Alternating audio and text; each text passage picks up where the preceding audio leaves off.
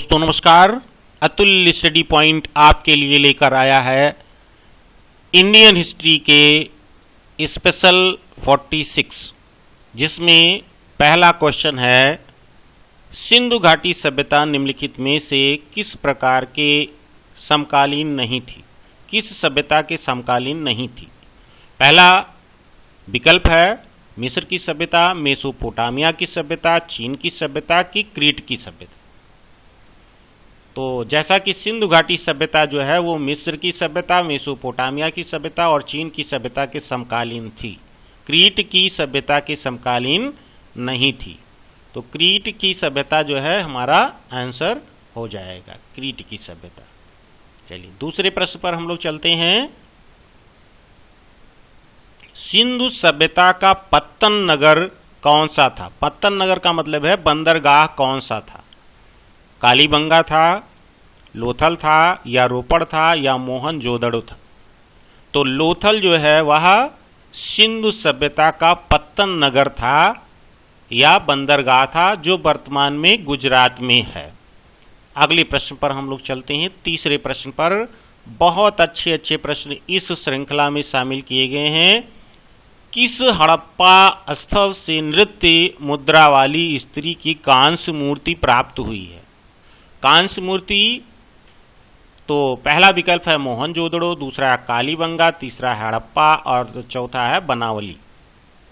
तो जो कांस्य की मूर्ति प्राप्त हुई है, नृत्य मुद्रा वाली स्त्री की कांस्य की मूर्ति, वह मोहनजोदड़ो से प्राप्त हुई है।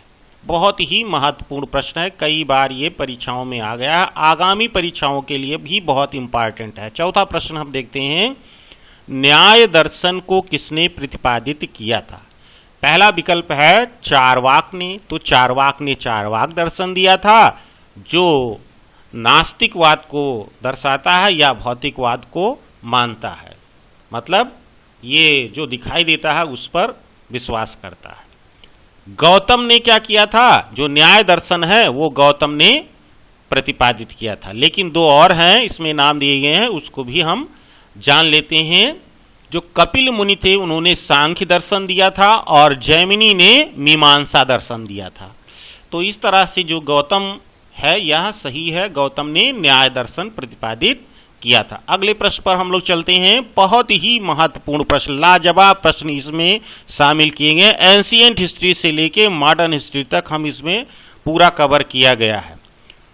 ऋग्वेद में कुल कितने मंडल हैं? 7 मंडल हैं, 8 मंडल हैं, 9 मंडल हैं या 10 मंडल हैं? तो ऋग्वेद में कुल 10 मंडल हैं, ये डी विकल्प इसका सही है। अगले प्रश्न पर हम लोग चलते हैं। ऋग्वेद में सबसे पवित्र नदी किसे माना गया है? सभी प्रश्न पूछे गए हैं और आगे आगामी परीक्षाओं में पूछे जाने की संभावना है। सिंधु नदी है, सरस्वती नदी है, परशुनी नदी है या शतद्री नदी है? तो ऋग्वेद में सबसे पवित्र नदी जो थी वह सरस्वती नदी को माना गया है। अगला प्रश्न है, सिकंदर ने भारत पर कब आक्रमण किया था? 326 ईसा पूर्व में, 326 ईस्वी में, 323 ईसा पूर्व में, 323 ईस्वी में। तो सिकंदर ने भारत पर जब आक्रमण किया था तो चंद्रगुप्त मौर्य का शासन था उस समय, और 326 ईसा पूर्व में इन्होंने भारत पर आक्रमण किया था। अगले प्रश्न पर चलते हैं हम लोग। वह शासक कौन था जिसने राज सिंहासन पर बैठने के लिए अपने पिता बिंदुसार की हत्या कर दी थी? तो अशोक था या अजातशत्रु था, कनिष्क था या सिमुक था? तो अशोक ने क्या किया था? सिंहासन प्राप्त करने के लिए अपने पिता बिंदुसार की हत्या कर दी थी। कौन था? अशोक। अगले प्रश्न पर चलते हैं। मुद्रा राक्षस, 9वां प्रश्न है, मुद्रा राक्षस का लेखक निम्न में से कौन है? अश्वघोष है या विशाख दत्त है, कालिदास है या भास है? तो विशाख दत्त ने क्या किया था? मुद्रा राक्षस को लिखा था। अगले प्रश्न पर चलते हैं। 10वां प्रश्न हमारा है, अशोक के मानसेहरा पाकिस्तान एवं शाहबाजगढ़ी पाकिस्तान से प्राप्त बृहद शिलालेखों में किस भाषा का प्रयोग किया गया है? तो पहला विकल्प है खरोष्टी भाषा, दूसरा है संस्कृत भाषा, तीसरा है तमिल भाषा और चौथा है यूनानी। तो इसमें दोनों में क्या है कि ये जो मानसेहरा है, ये भी पाकिस्तान में पड़ता है, पाकिस्तान के हजारा जिला है उसमें पड़ता है, और पेशावर में पड़ता है शहबाज गढ़ी। ये खरोष्ठी जो शिलालेख हैं वो खरोष्ठी भाषा का प्रयोग वहां पर किया गया था। चलिए अगले प्रश्न पर हम लोग देखते हैं। अगला प्रश्न 11वां प्रश्न है। अगर वीडियो आपको पसंद आता है तो इसको अपने दोस्तों में जरूर शेयर कीजिएगा जिससे सबको लाभ मिल सके। अंतिम मौर्य सम्राट बृहद्रथ की हत्या कर किसने शुंग वंश की स्थापना 185 ईसा पूर्व में की थी? पुष्यमित्र शुंग ने की थी, अग्निमित्र ने, वसुमित्र ने या भागभट्ट ने? तो 185 ईसा पूर्व में किसने? पुष्यमित्र शुंग ने क्या किया था? अंतिम मौर्य सम्राट बृहद्रथ की हत्या की थी। और ब्राह्मण शासक, ये पुष्यमित्र शुंग जो थे वो ब्राह्मण शासक थे और इन्होंने बहुत अच्छा शासन किया था उस समय में। इसे जो है पुष्यमित्र शुंग को बौद्धों का हत्यारा भी कहा जाता है। अगले प्रश्न पर हम लोग चलते हैं। हर्षवर्धन के शासन काल में कौन सा चीनी यात्री भारत आया था? फाहियान आया था, सिंह आया था, मेगस्थनीज आया था या हुएनसांग आया था? बहुत ही सरल प्रश्न है और बहुत ही इंपॉर्टेंट है, इसीलिए शामिल किया गया। तो हर्षवर्धन के शासन काल में हुएनसांग जो है वो चीनी यात्री भारत आया हुआ था। इसको याद करना बहुत आसान है, हा से हर्षवर्धन और हा से हुएनसांग। अगले प्रश्न पर चलते हैं। सम्राट हर्ष ने अपनी राजधानी थानेसर से कहां स्थानांतरित की थी? प्रयाग की थी या दिल्ली की थी, कन्नौज की थी, राजगृह की थी? तो सम्राट हर्ष ने अपनी राजधानी कहां स्थानांतरित की थी? कन्नौज। थानेसर से उन्होंने कन्नौज बनाई थी। अगले प्रश्न पर चलते हैं। खजुराहो स्थित मंदिरों का निर्माण किसने किया था? खजुराहो में जो मंदिर हैं वो होलकर ने किया था, सिंधिया ने किया था, बुंदेला राजपूत ने किया था या चंदेल राजपूत ने किया था? तो चंदेल राजपूत ने क्या किया था? खजुराहो स्थित मंदिरों का निर्माण करवाया था, चंदेल राजपूतों ने करवाया था। अगले प्रश्न पर हम लोग चलते हैं। बहुत ही शानदार प्रश्न इसमें शामिल किए गए हैं। किस नाटक के कुछ अंश 2.5 दिन के झोपड़े मस्जिद की दीवारों पर अंकित है? हरिकेल, नागानंद, मालती माधव या इनमें से कोई नहीं? तो जो हरिकेल है, हरिकेल संस्कृत भाषा में लिखा गया, जो संस्कृत भाषा में लिखा गया था हरिकेल को, और ये जो है एक संस्कृत विद्यालय था उसी पर ये लिखा गया था। और विग्रहराज चतुर्थ ने इसको लिखा था, लेकिन जो है कुतुबुद्दीन ऐबक ने इसे ऊपर के हिस्से को तोड़कर वहां पर गुम्मद बनवा दिया और मस्जिद में इसे परिवर्तित कर दिया। और ये 2.5 दिन इसमें लगे थे, इसीलिए इसे 2.5 दिन का झोपड़ा भी इस मस्जिद को बोला जाता है। अगले प्रश्न पर हम लोग चलते हैं। किस शासक ने कालिंजर के अजय दुर्ग का निर्माण करवाया था? नन्नुक चंदेल ने, यशोवर्मा ने, धंगदेव ने या गंडदेव ने? तो किस शासक ने कालिंजर के अजय दुर्ग का निर्माण करवाया था? नन्नुक चंदेल ने। चंदेलों ने क्या किया था? कालिंजर के दुर्ग का निर्माण कराया था। अगले प्रश्न पर हम लोग चलते हैं। अगला प्रश्न हमारा है, पहाड़ी काटकर एलोरा के कैलाश मंदिर का निर्माण किसने करवाया था? कदम्ब ने, राष्ट्रकूट ने, चोल ने या चेर ने? तो एलोरा का कैलाश मंदिर जो बना था वो राष्ट्रकूटों ने उसको बनवाया था। अगले प्रश्न पर हम लोग चलते हैं। दिल्ली सल्तनत की दरबारी भाषा क्या थी? उर्दू थी, फारसी थी, हिंदी थी या अरबी थी? तो दिल्ली सल्तनत की दरबारी भाषा फारसी थी। अगले प्रश्न पर चलते। बहुत ही शानदार, बहुत ही अच्छे प्रश्न शामिल किए गए हैं। निम्नलिखित में से वह दिल्ली का सुल्तान कौन जिसकी मृत्यु चौगान या पोलो खेलते हुए हुई थी? कुतुबुद्दीन ऐबक था, अलाउद्दीन खिलजी था, फिरोज शाह तुगलक था या गयासुद्दीन तुगलक था? तो कुतुबुद्दीन ऐबक जो है वह पोलो खेल रहा था, जिसे चौगान हिंदी में बोलते हैं, और घोड़े से गिरने से इसकी मृत्यु हो गई थी। अगले प्रश्न पर चलते हैं। महमूद गजनवी ने भारत में प्रथम आक्रमण किस राज्य के विरुद्ध किया था? हिंदू शाही, ब्राह्मण शाही के विरुद्ध या अलवर के विरुद्ध, काठियावाड़ के सोलंकियों के विरुद्ध या इनमें से कोई नहीं?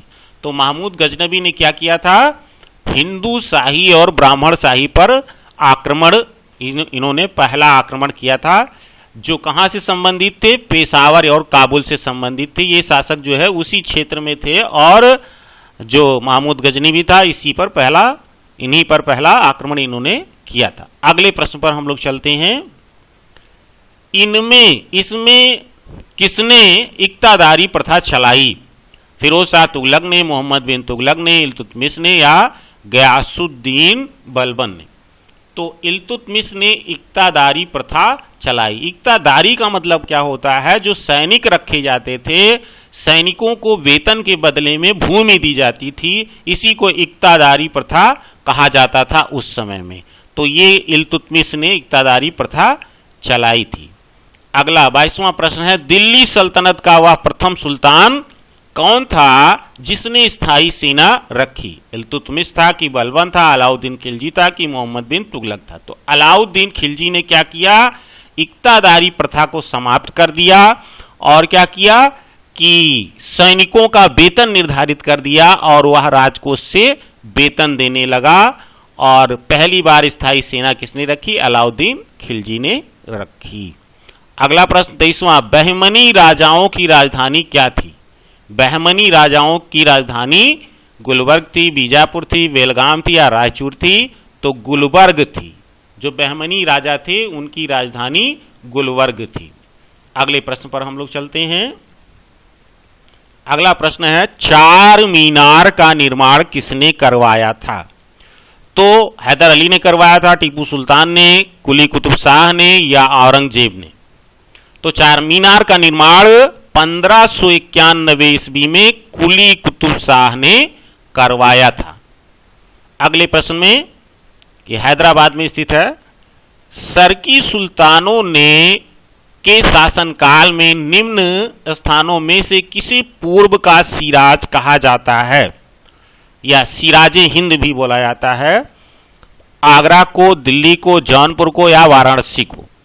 तो जौनपुर को भारत का सिराजे हिंद या पूर्व का सिराज कहा जाता है।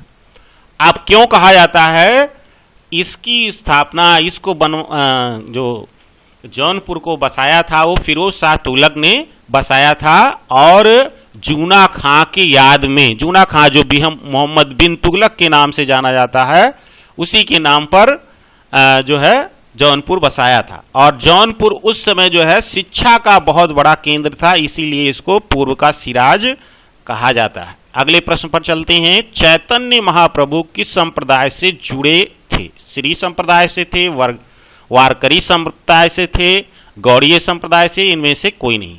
तो चैतन्य महाप्रभु गौड़ीय संप्रदाय से जुड़े हुए थे। इस संप्रदाय में क्या होता था, लोग वैष्णव धर्म को मानते थे, लेकिन सभी धर्मों का आदर करते हुए सबको साथ में ले चलते थे गौड़ीय संप्रदाय में। चलिए अगले प्रश्न पर चलते हैं। पुष्टि मार्ग के दर्शन की स्थापना किसने की, चैतन्य ने की, नानक ने की, सूरदास ने की या वल्लभाचार्य ने। तो पुष्ट मार्ग जो है उसकी स्थापना की थी वल्लभाचार्य ने। अगले प्रश्न पर चलते हैं। बहुत ही लाजवाब प्रश्न है। शंकराचार्य का जन्म 788 ईस्वी में केरल के किस गांव में हुआ था, कलाडी अथवा कलादी, निम्बापुर में या उदुपी में। तो शंकराचार्य का जन्म 788 ईस्वी में कलादी नामक गांव में हुआ था, जो केरल में पड़ता है। और अगले प्रश्न पर हम लोग चलते हैं। अगर वीडियो आपको पसंद आता है तो शेयर जरूर कीजिएगा, अपने दोस्तों में ज्यादा से ज्यादा इसको शेयर कीजिए कि लोगों तक शिक्षा घर घर पहुंचे। अगला प्रश्न है, संत तुकाराम या भक्त तुकाराम भी कह सकते हैं, कौन से मुगल सम्राट के समकालीन थे, बाबर के थे, अकबर के थे, जहांगीर के थे या औरंगजेब के थे। तो भक्त तुकाराम ये जहांगीर के समकालीन थे। जो संत तुकाराम थे वह जहांगीर के समकालीन थे। अगले प्रश्न पर हम लोग चलते हैं। दारा शिकोह ने किस शीर्षक से उपनिषदों का फारसी में अनुवाद किया, अल फहरिस्त नाम से किया, किताबुल बयां के नाम से, मज्म उल बहरीन के नाम से, सिर्र अकबर के नाम से। तो दारा शिकोह ने सिर ये अकबर के नाम से लगभग 50 उपनिषदों का इन्होंने फारसी में अनुवाद किया, और जिसका सिर अकबर का अर्थ है कि रहस्यमयी बातें कह सकते हैं। अगले प्रश्न पर हम लोग चलते हैं। पानीपत, 31वां प्रश्न है, पानीपत की दूसरी लड़ाई 5 अप्रैल 1556 ईस्वी निम्नलिखित में से किसके बीच हुई थी?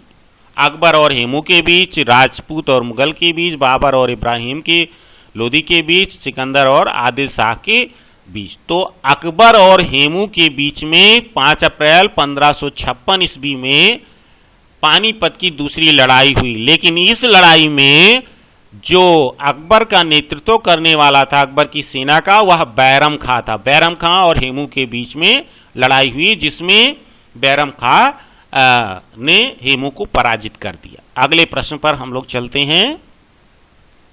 सुप्रसिद्ध संगीतज्ञ तानसेन एवं बैजू बावरा किसके शासन काल में सुविख्यात थे? देखिए, संगीतज्ञ जो तानसेन थे, रामतनु इनका नाम था, रामतन पांडे, और बैजू बावरा का जो नाम था वो था बैजनाथ मिश्रा। ये बैजनाथ मिश्रा ये ग्वालियर से जुड़े हुए थे, ग्वालियर राजा मान सिंह से जुड़े हुए थे। लेकिन ये जो है उस समय जो मुगल बादशाह थे उनमें अकबर का शासन चल रहा था, तो अकबर इसमें सही जो विकल्प है। प्रश्न है, सुप्रसिद्ध संगीतज्ञ तानसेन एवं बैजू बावरा किसके शासनकाल में सुविख्यात थे? जहांगीर के, कि बहादुर शाह द्वितीय जफर के, कि अकबर के, या शाहजहां के? तो अकबर के शासनकाल में ये सुविख्यात थे। अगले प्रश्न पर हम लोग चलते हैं। किस मुगल बादशाह की मृत्यु दीन पनाह पुस्तकालय की सीढ़ियों से गिरने से हुई? बाबर की हुई, या हुमायूं की, अकबर की, या जहांगीर की? तो हुमायूं की मृत्यु कैसे हुई? जो पुस्तकालय था दीन पनाह, उसी से ये सीढ़ियों से लुढ़क गए और लुढ़क कर गिरने से इनकी मृत्यु हो गई। किसकी? हुमायूं की। अगले प्रश्न पर हम लोग चलते हैं।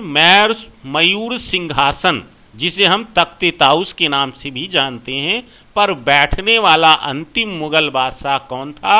शाह आलम प्रथम था, या मोहम्मद शाह रंगीला था, बहादुर शाह था, या जहादर शाह था?